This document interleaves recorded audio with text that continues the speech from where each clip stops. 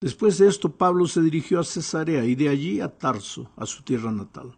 Hechos 9:31 dice que entonces las iglesias tenían paz por toda Judea, Galilea y Samaria, y eran edificadas andando en el Señor, y se acrecentaban fortalecidas por el Espíritu Santo. En este texto encontramos el secreto para un crecimiento sano de la iglesia. En primer lugar, el crecimiento numérico de la iglesia en esos días. Lucas usa la expresión se acrecentaba, se refiere al crecimiento numérico. Ese crecimiento numérico era el resultado del fortalecimiento espiritual que el Espíritu Santo obraba en la iglesia. En segundo lugar, las iglesias eran edificadas andando en el Señor. Lucas usa esa expresión, andando en el Señor. Esto nos lleva al discipulado, que no es otra cosa sino andar con Jesús aprendiendo de Él. Si deseamos el crecimiento sano de la iglesia hoy, no podemos olvidar estos dos factores: el trabajo del Espíritu Santo en la iglesia y el andar de la iglesia con Jesús en una experiencia diaria de comunicación a través de la oración, del estudio de la Biblia y de la testificación, o sea, de buscar una persona para Cristo. Pero sigamos ahora con nuestro estudio. Veremos aquí dos incidentes protagonizados por Pedro, sucedidos en Lida y Jope, respectivamente. En Lida, Pedro encontró a un hombre llamado Eneas, que hacía 8 años era paralítico y no salía de la cama. El versículo 34 dice: y le dijo Pedro: Eneas, Jesucristo te sana, levántate y haz tu cama. Y enseguida se levantó. Si observas bien, te darás cuenta que este milagro es muy parecido con el milagro que el Señor Jesucristo obró con el paralítico que yacía junto al estanque de Betesda. A este paralítico del estanque Jesús le dijo: levántate, toma tu lecho y anda. Solo que en el caso de Jesús, es Él, el propio Cristo, quien da la orden. Es Jesús el sanador. Mientras que Pedro dice: Jesucristo te sana. Es que cuando has sido convertido de verdad, sabes cuál es tu lugar. Tú eres un simple instrumento, una herramienta en las manos de Dios. Tú no eres el protagonista de nada. Jesús es el que obra las grandes cosas que nosotros podemos ver cuando predicamos el Evangelio. En estos mismos días que sucedió este milagro, a 16 kilómetros de la ciudad de Lida, donde estaba Eneas, estaba también la ciudad de Jope, donde vivía una cristiana extraordinaria llamada Tabita.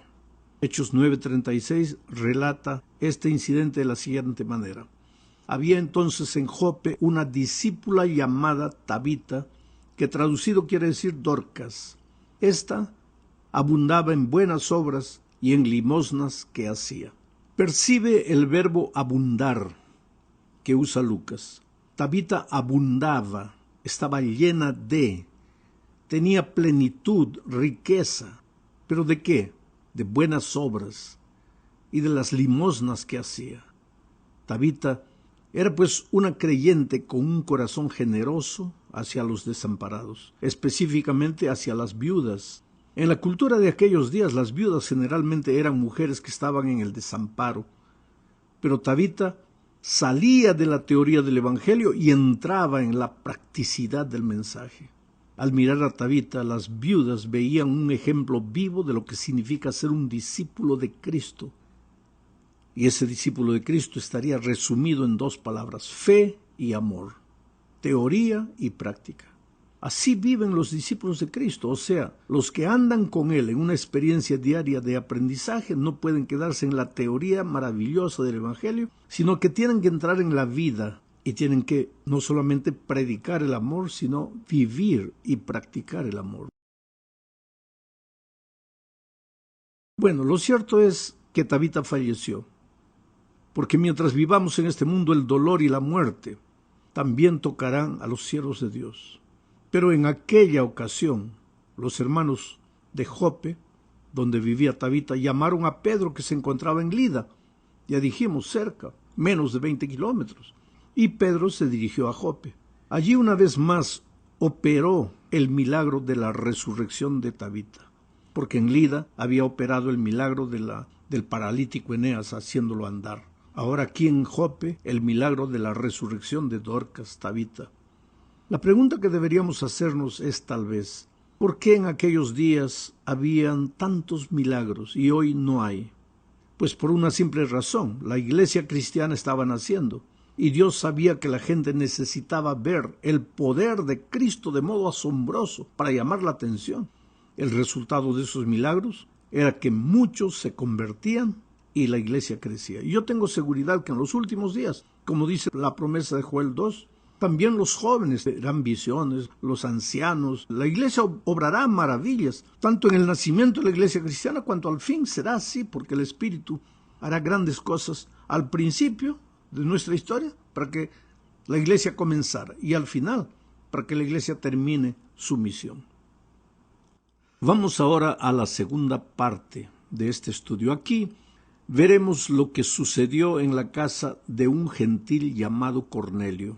Cornelio era un centurión romano que servía al ejército de su país, pero él estaba sediado en Cesarea, él vivía en Cesarea, una ciudad localizada a 40 kilómetros de Jope. En Jope, Pedro había realizado el milagro de la resurrección de Tabita y estaba hospedado en la casa de un hombre llamado Simón el Curtidor.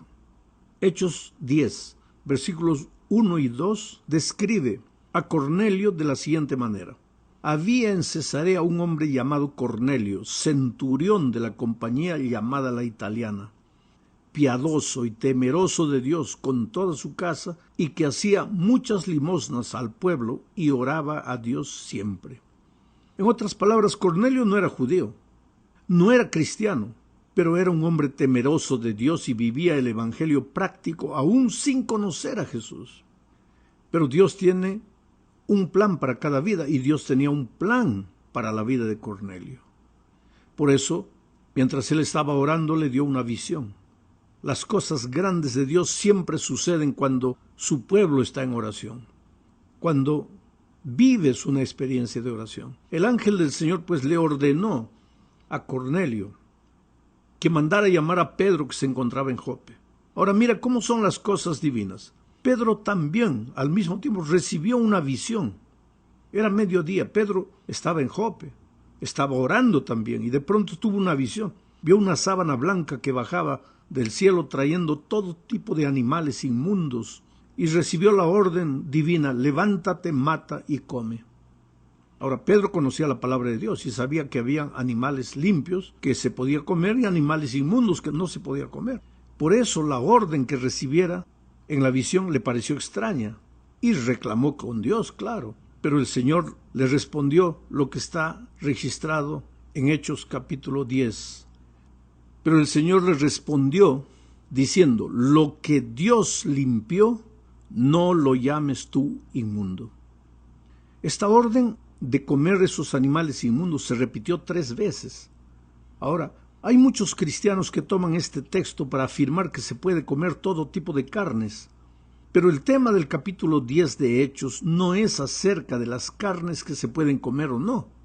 El tema de Hechos 10 es la discriminación que los judíos hacían con las personas que no estaban circuncidadas. Para los judíos ningún gentil podía ser salvo, inclusive los judíos cristianos seguían creyendo que el nuevo cristiano debería circuncidarse.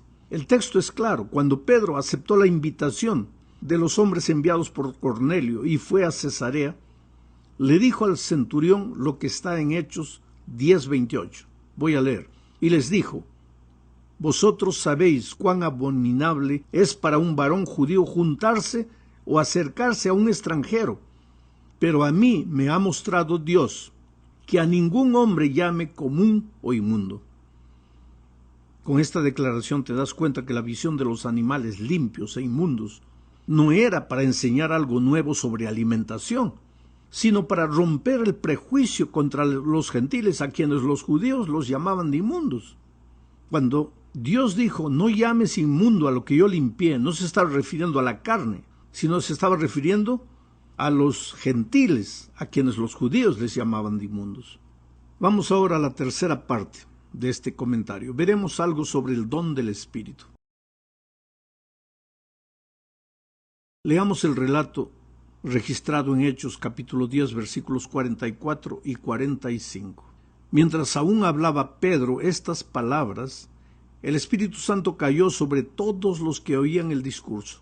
Y los fieles de la circuncisión que habían venido con Pedro se quedaron atónitos de que también sobre los gentiles se derramase el don del Espíritu Santo.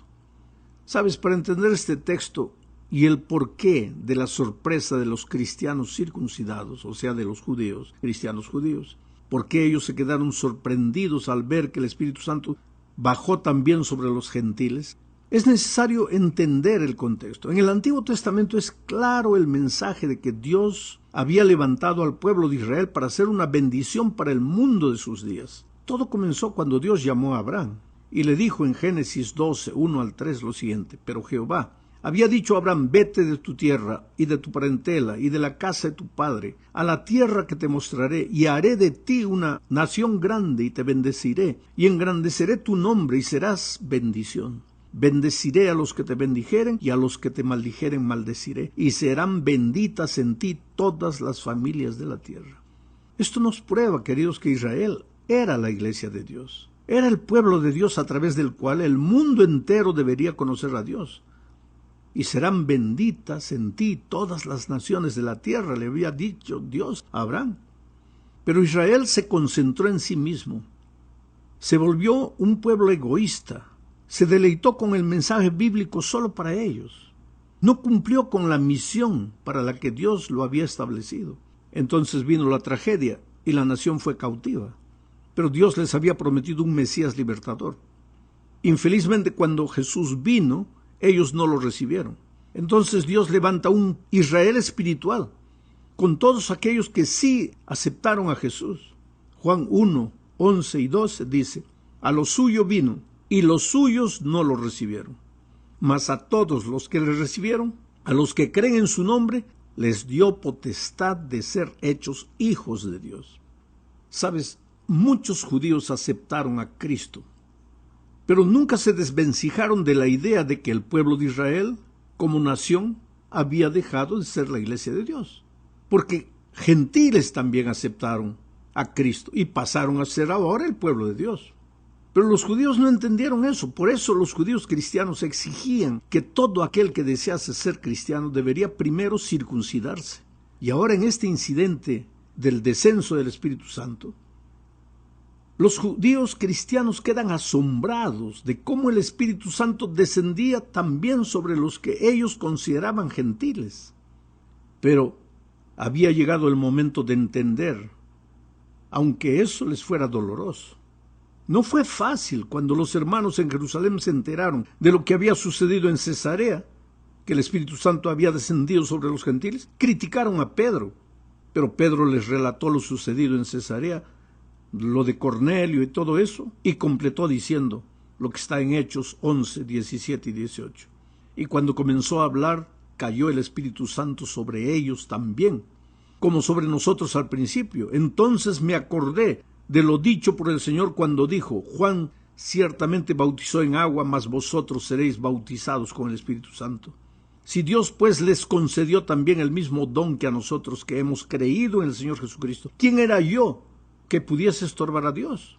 Entonces, oídas estas palabras, callaron y glorificaron a Dios diciendo: de manera que también a los gentiles ha dado Dios arrepentimiento para vida. ¿Te das cuenta cómo poco a poco, sufriendo, el pueblo de Israel empezó a entender que ahora no solo el pueblo de Israel era la iglesia de Dios, sino todo aquel que había aceptado a Jesucristo, aunque fueran judíos o aunque fueran gentiles, aunque fueran de cualquier nación?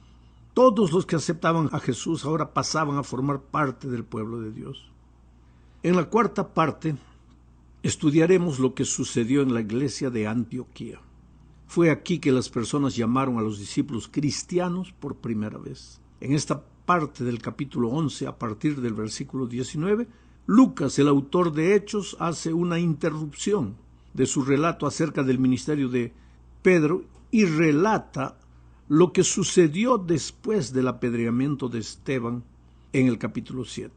Vuelve en su relato al capítulo 7. Los cristianos habían sido esparcidos por diferentes lugares y algunos llegaron a Antioquía y predicaron a los gentiles. Antioquía, en Siria, era la tercera ciudad del Imperio Romano en población y en importancia después de Roma y Alejandría. En Antioquía se fundó la primera iglesia entre los paganos e iba esta iglesia a jugar un papel importante en la difusión del Evangelio. Los apóstoles en Jerusalén se enteraron lo que estaba pasando en Antioquía y enviaron a Bernabé para ver lo que estaba sucediendo. La iglesia estaba floreciendo. Entonces Bernabé llegó y quedó admirado con lo que el Señor estaba haciendo. Los creyentes estaban creciendo y multiplicándose, creyentes gentiles. Y Bernabé tuvo un gesto de consecuencias enormes. Marchó a Tarso, donde estaba el recién convertido Pablo, y lo trajo a Antioquía. Allí pasaron un año Pablo y Bernabé predicando, animando a todos. Y ante la noticia de que los hermanos de Jerusalén estaban siendo víctimas del hambre que se había esparcido por toda Judea, los discípulos de Antioquía recogieron una ofrenda y la mandaron con Bernabé y Pablo. Sí, esos hermanos de Antioquía eran cristianos. Así los empezaron a llamar los paganos en Antioquía, cristianos, porque no sabían qué otro nombre darles. Los llamaron cristianos porque esos hombres se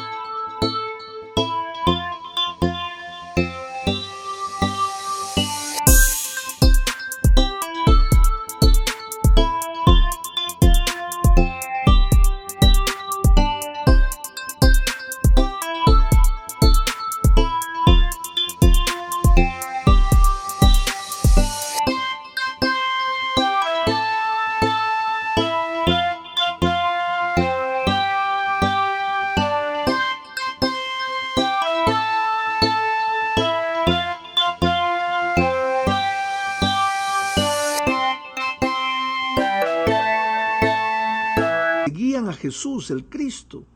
Y entonces el pueblo de Dios se quedó con el nombre de cristianos. Cristianos.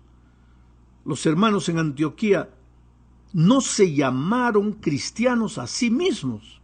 El nombre de cristianos les vino de afuera, porque seguían a Cristo, porque andaban como Cristo anduvo, porque imitaban a Cristo, porque dejaban a Cristo vivir en su experiencia.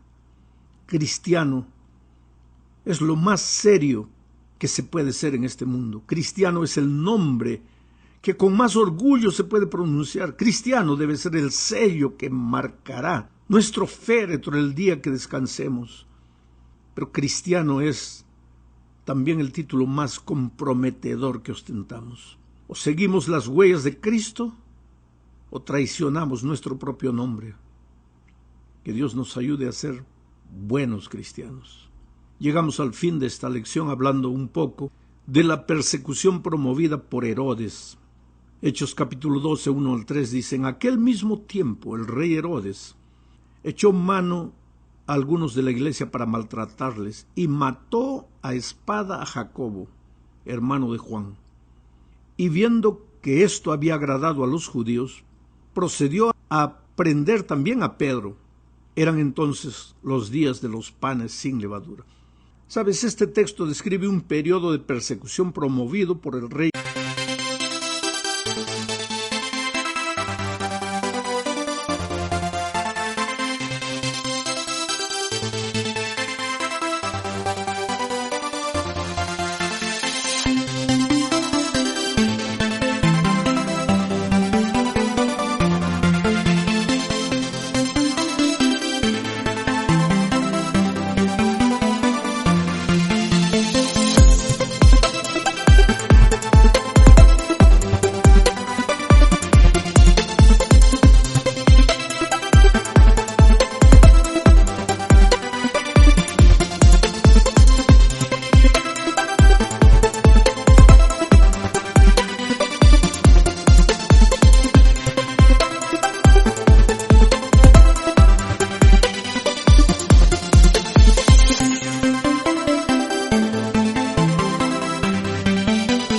rey Herodes Agripa.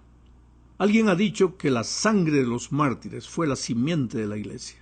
Y es un hecho comprobado, que al aumentar la persecución la iglesia creció y la palabra de Dios se extendió. Yo no sé por qué hasta hoy la iglesia crece en los momentos de crisis, de dolor, de lágrimas. Esta persecución empezó bajo Agripa I, nieto de Herodes el Grande. Herodes el Grande fue el rey que trató de matar a Jesús cuando dio la orden para la matanza de los niños en Belén. Si alguna vez ha habido una familia que estuviera en enemistad contra Dios, fue esta familia de Herodes. Padre, hijos, nietos, todos persiguiendo a Cristo o a los cristianos. Que sepamos, ni un solo miembro de esa familia se convirtió a Cristo.